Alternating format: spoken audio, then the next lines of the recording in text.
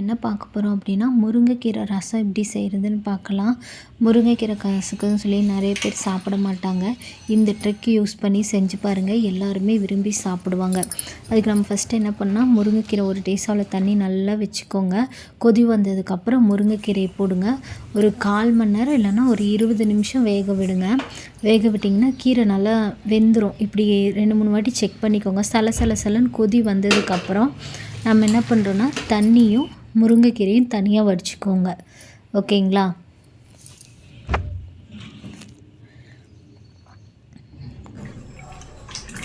தண்ணி வடிச்சுக்கோங்க. நம்ம ரசத்துக்கு எக்ஸ்ட்ரா தண்ணி எதுவுமே ஆட் பண்ண தேவையில்லை. எலுமிச்சம்பழ சைஸ் அளவுக்கு புளி எடுத்துக்கோங்க. ஓகேங்களா? அந்த புளி இருந்தால் போதும். அந்த புளியில் நல்லா கரைச்சி எடுத்து வச்சுக்கோங்க. நல்லா கரைச்சதுக்கப்புறம் இப்போ 6 பல் பூண்டு, மிளகு ஒரு 1/2 ஸ்பூனு, ஜீரகம் 1 ஸ்பூனு, இதை ஃபஸ்ட்டு நல்லா அரைச்சிட்டு வந்துடுங்க. மிக்சியில் போட்டு அரைச்சிட்டு வந்ததுக்கப்புறம் ஒரு கைப்பிடி அளவுக்கு வேர்க்கடலை, ஒரு கைப்பிடி அளவுக்கு தேங்காய்.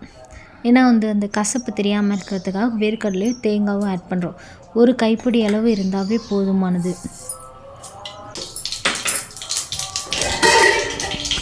நல்லா இப்போ பேஸ்ட் மாதிரி ஆயிருங்க. கொஞ்சம் வேணால் தண்ணி விட்டு நல்லா அரைச்சிக்கோங்க. இப்போ 2 ஸ்பூன் எண்ணெய் ஊற்றிக்கோங்க. 2 ஸ்பூன் எண்ணெய் ஊற்றினதுக்கப்புறம் சூடானதுக்கப்புறம் கொஞ்சம் கடுகு, ஓகேங்களா, வேணும்னா கருவேப்பிலை இப்போ ஆட் பண்ணிக்கோங்க. அதுக்கப்புறம் வெங்காயம், ஒரு வெங்காயம் நல்லா சாப் பண்ணி கட் பண்ணி வச்சுருக்கேன். நல்லா சின்னதாகவும் போட்டுக்கலாம், பெருசாகவும் போட்டுக்கலாம். போட்டுட்டு நல்லா வதக்கிட்டு தக்காளி 2 தக்காளி கட் பண்ணி வச்சுருக்கேன். 2 தக்காளியும் நல்லா வதங்கினதுக்கப்புறம் அந்த பேஸ்ட்டை எடுத்து ஊற்றிடுங்க. ஓகேங்களா? நமக்கு கூட்டு கொதிச்சா போதும், குழம்பு கொதிக்கணும்னு இல்லை. சும்மா லைட்டாக ஒரு கொதி வந்து ஆஃப் பண்ணிக்கலாம். இப்படி நல்லா இது கூட நமக்கு தேவையானது பார்த்திங்கன்னா, மிளகாத்தூள் 1 ஸ்பூன் போட்டால் போதும்.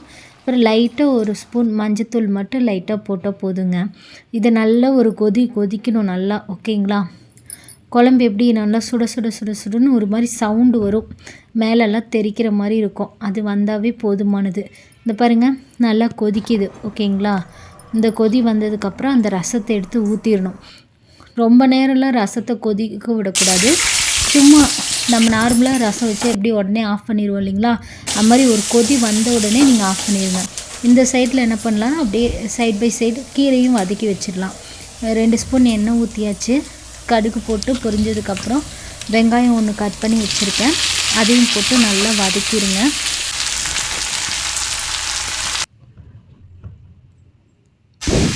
குழம்புக்கு உப்பு தேவையான அளவு போட்டுக்கோங்க. இப்போ கீரை வடித்து வச்சதுனால ஒரு மாதிரி இருக்கும். அதனால் நீங்கள் என்ன பண்ணுறீங்க அப்படின்னா, கையிலே உதிர்த்து விட்டிங்கன்னா பூ மாதிரி வரும். ஓகேங்களா? இப்போ கீரைக்கு 1 ஸ்பூன் மிளகுத்தூள், உப்பு போட்டுருங்க. ஓகேங்களா? எல்லாம் வதக்கி விட்டுட்டு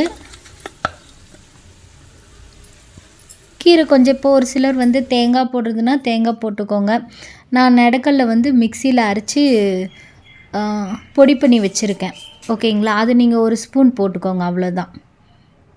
உங்கள் கீரைக்கு தகுந்த அளவு போட்டுக்கோங்க. சும்மா 1 ஸ்பூன் போட்டால் போதுமானது. ஓகேங்களா? இப்போ கொத்தமல்லி தழை போட்டு இறக்கிட்டோம்னா குழம்பு ரெடி. இந்த பக்கம் கீரையும் ரெடி. டேஸ்ட் பண்ணி பார்த்துட்டு எப்படி இருக்குன்னு சொல்லுங்கள். ஓகேங்களா?